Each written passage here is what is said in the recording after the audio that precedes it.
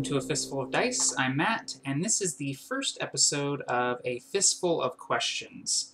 I put out the call for questions, I think, 2 days ago, and then I put up a video about it yesterday.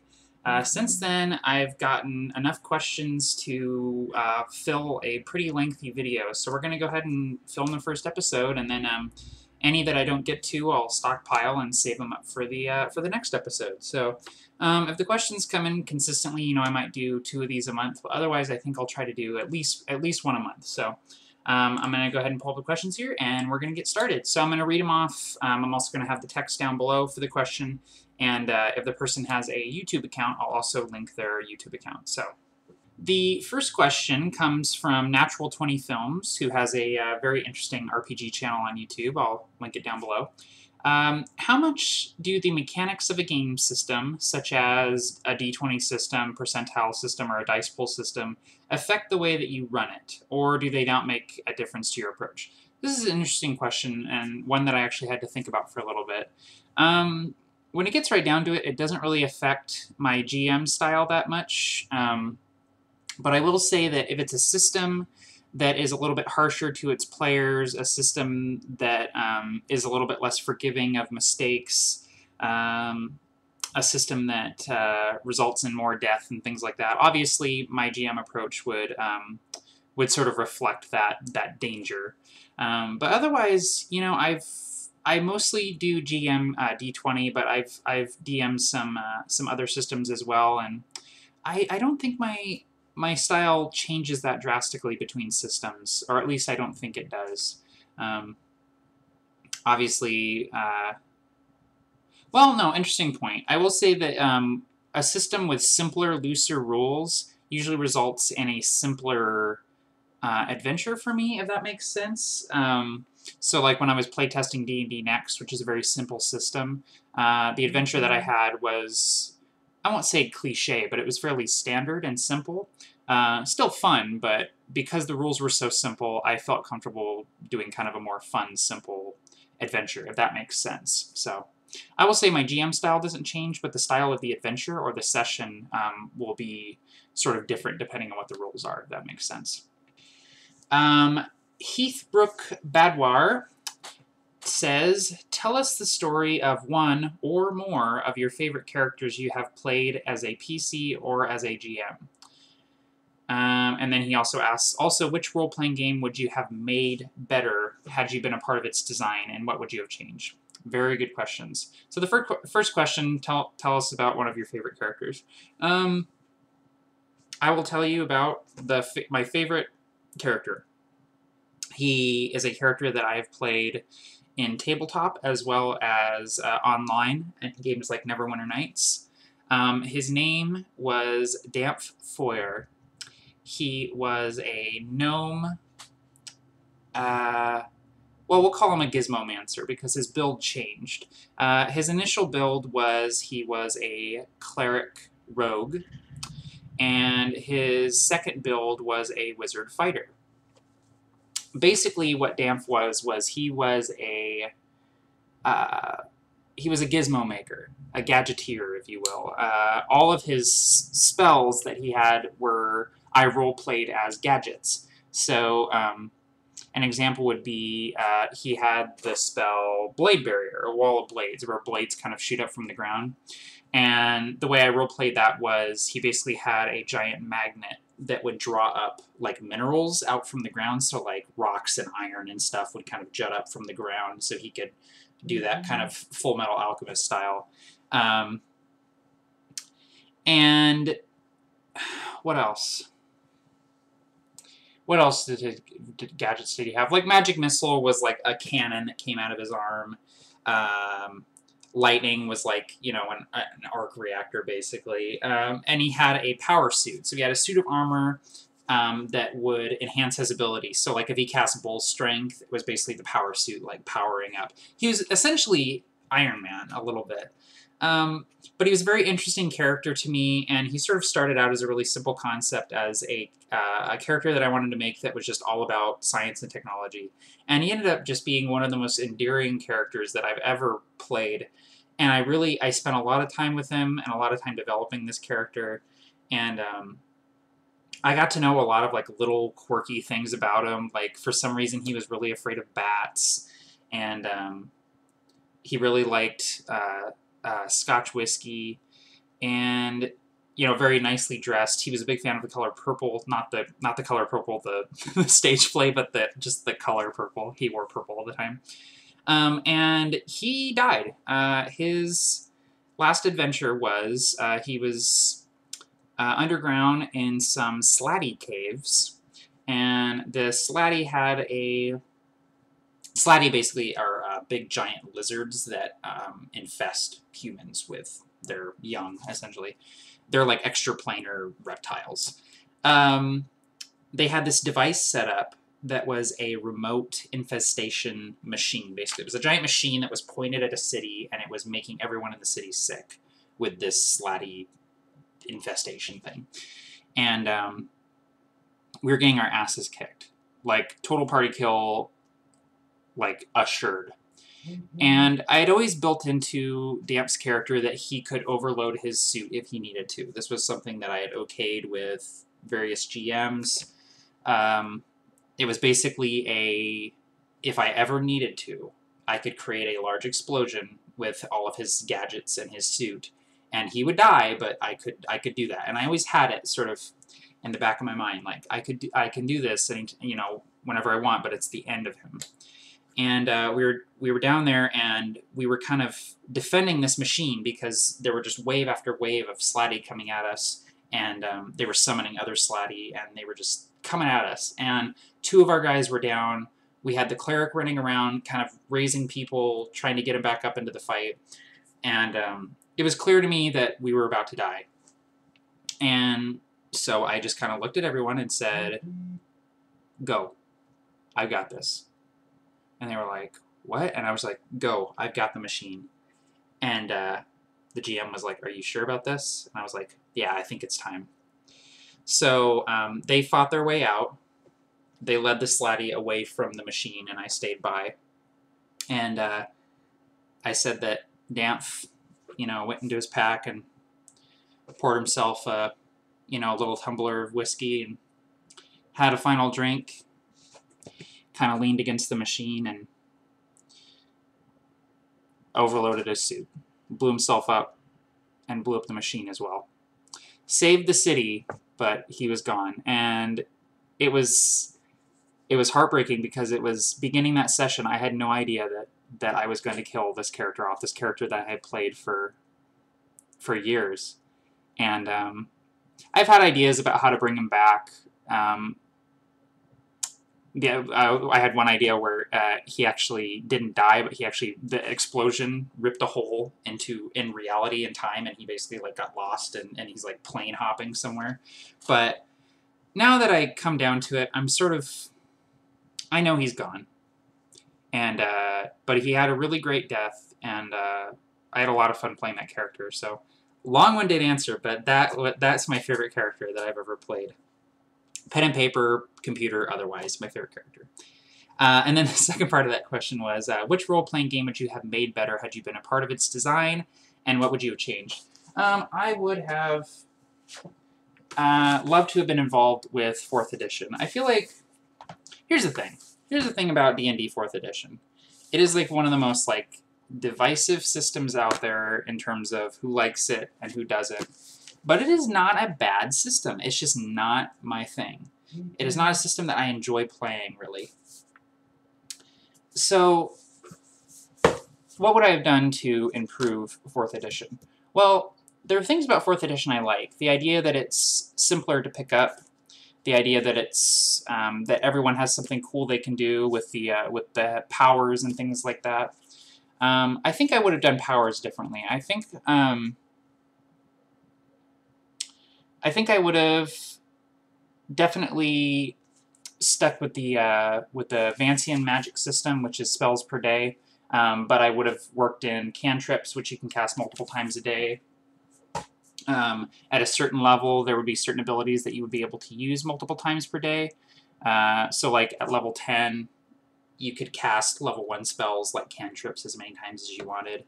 The skill system, I would have kept the streamlining of the skill system. I would get rid of skill challenges. I feel like skill challenges are boring. And I would have better melded the roleplay aspects, or the non-combat aspects and the combat aspects of 4th edition. To me, 4th edition feels like 2 different games. It feels like combat and non-combat, and a system needs to fit together. It needs to feel like a complete game, and like the same rules apply in and out of combat. So, you know, in vague terms, that's what I would have done. I would have melded the non-combat and combat experience of 4th edition. I feel like 4th edition could have been a better system, because it's not awful, it's just, it's too board gamey for me, I'll say that. So, the third question comes from Tadling76, who also has a YouTube channel, linked here. What kind of movies do you enjoy? How do you take inspiration from TV and movies to put into your games? What are your favorite game-inspiring movies? I love movies. I actually used to have a blog. You may have actually seen me wearing a shirt that said Rocket Number 09. That used to be my movie blog. It's actually still up. I haven't taken it down. So, I'm very much into movies. Love movies. I really like Star Wars, Indiana Jones, Jaws, Close Encounters of the Third Kind. I really like action and adventure movies a lot. Sci-fi is really great. Fantasy-wise, I love the Lord of the Rings movies. Love, love, love them. And I'm very excited for The Hobbit. So in terms of game-inspiring movies, I take inspiration from a lot of different sources. For instance, my most recent campaign, I took a lot of inspiration from, like, I think it was like a cross between like Game of Thrones and Big Trouble in Little China, if that makes sense. So I do take inspiration from a lot of weird places, but yeah, I don't really take inspiration from TV aside from like the Game of Thrones thing, but don't watch a ton of TV. But I'm a big fan of movies, and I can do a more in-depth video on sort of movies that I take inspiration from, but I definitely do take a lot of inspiration from movies. Ricardo Martinez on Facebook asked, I've recently switched from 3.5 to Pathfinder. Cool. And I have a question about the poison rules. Yeah. What exactly is the frequency and cure part of the poison? Could you explain that a bit? I've never been too good at the poison rules regardless, so I'd appreciate your help. I'm bad at poison too, but I can explain what all that stuff means. So I don't know if you're going to be able to read this, but I've sort of written down a sample poison. So this is arsenic. It's one of the really basic poisons in the core rule book. So you're asking specifically about the frequency and the cure part of the poison. So let's look at that. So the frequency here, frequency once a minute for 4 minutes. So basically for 4 minutes, once a minute, you are going to take 1d2 con damage, which means you roll a d4, have it, rounding up, and that's how much constitution damage you take. Now the cure part says 1 save, which means every time this poison affects you, you get to make a save. It's at the beginning of your turn. You make a save. The DC for the Fortitude save is 13. If you make the DC 13 fort save, you are cured. That's what that means. Now, there are poisons that require multiple saves. There are poisons that require consecutive saves. And there are poisons that are much more frequent than this. There are poisons that affect you every round during combat. So that's what the frequency and the cure are. I hope that helps you out. Let me know if you have additional questions about poison, because poison can be very confusing, especially when you're getting hit with multiple poisons and they're stacking. The DC goes up. Ugh, it's a nightmare. Hope that helps. Hardyhood1 asks, what is the best way to handle a player who is only at the table to dick with other people, to hinder the party and the fun at every turn and attack other characters? You kick that player off the table. That player should not be playing. If he is seriously there to just hinder the party, spoil the fun, and attack other people, why is he in your gaming group? Why is this player in your gaming group? Are you the GM?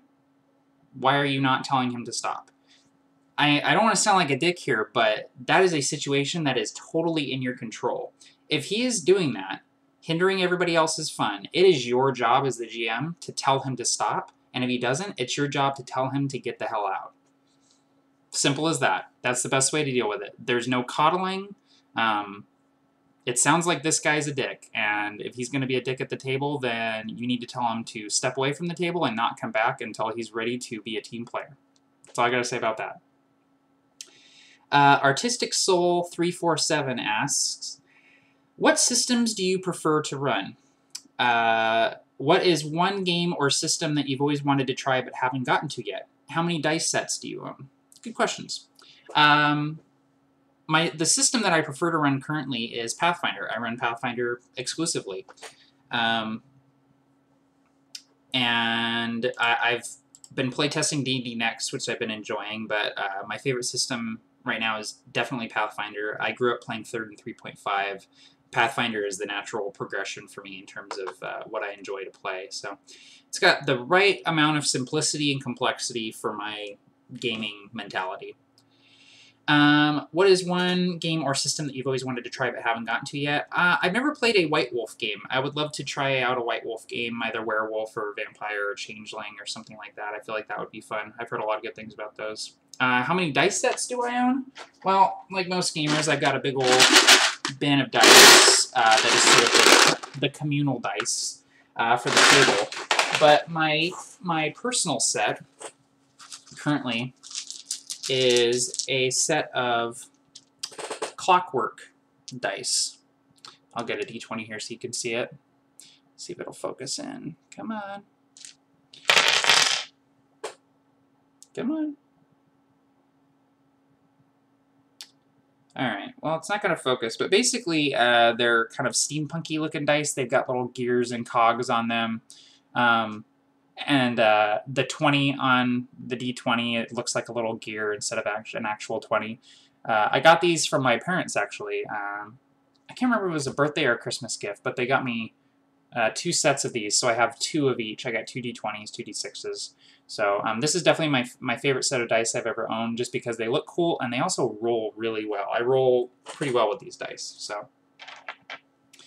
The Wolf Den 808 asks, how many orcs does it take to screw in a light bulb?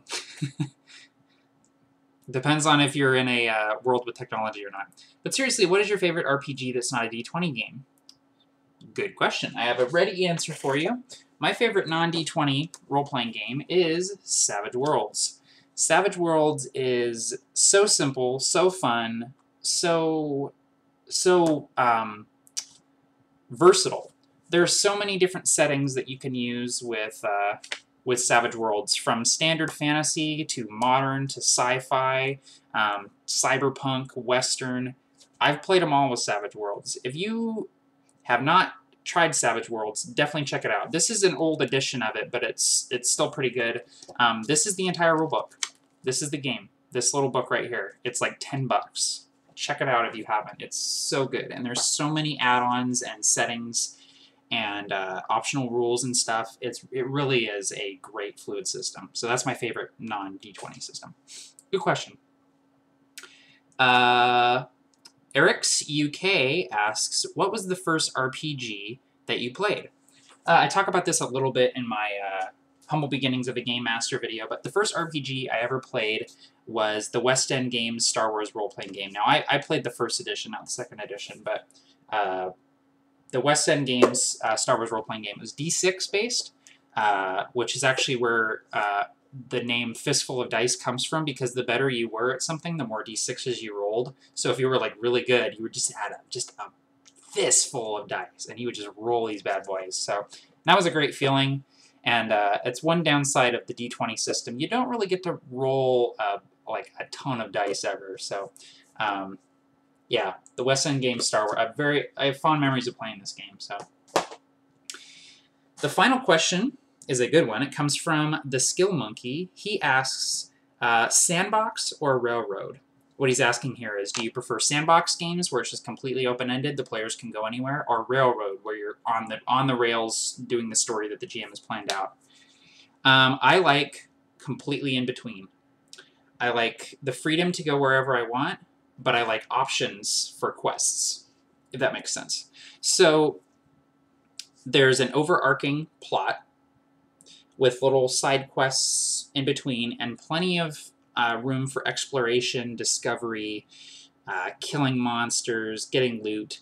while also taking steps to complete the main quest line, if that makes sense. So I'm completely in the middle with this, 50-50. I love the exploration, the mystery, discovery of a sandbox game, but I also love the intrigue and surprises, the consistent characters that come from a rail type game. Now, a game that is completely on the rails, I really don't enjoy.